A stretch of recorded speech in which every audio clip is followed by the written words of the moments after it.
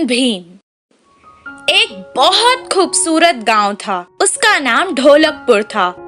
उस गांव में एक नदी थी जो हमेशा बहती ही रहती थी। उस नदी के कारण गांव में हमेशा हरियाली ही रहती थी।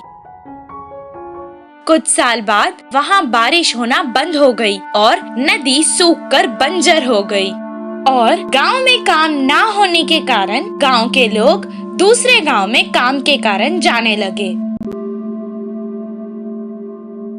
राजू और भीम दो आदमी एक ही गांव में काम के लिए गए। राजू बहुत अक्लमंद था और भीम जैसा उसका नाम वैसे ही वो बहुत शक्तिशाली था। वो आराम से कितना भी भार हो उठा सकता था। उस गांव में एक बहुत बड़ा लकड़ियों का व्यापारी रहा करता था। वो दोनों उसके पास काम मांगने गए। तब वो व्यापारी उनसे कहने लगा, जंगल जाकर लकड़ी काटनी पड़ेगी, क्या तुम दोनों से ये हो पाएगा? हाँ हो जाएगा। ये तो कोई मुश्किल का काम नहीं। तब व्यापारी ने जवाब दिया, तुम दोनों जितने पेड़ एक दिन में काट कर लाओगे उस हिसाब से ही तुम्हें पैसे मिलेंगे।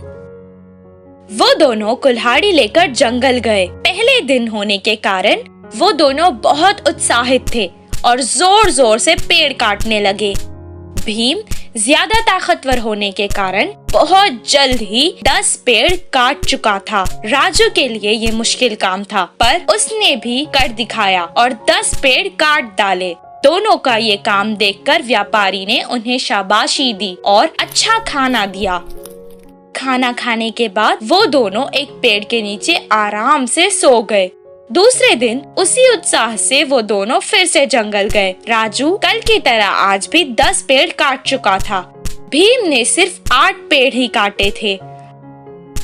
हर रोज राजू 10 पेड़ काटता और भीम एक दिन 6 पेड़, तो दूसरे दिन 4 पेड़, फिर 2 पेड़, ऐसा करके काम कम करते रहा था।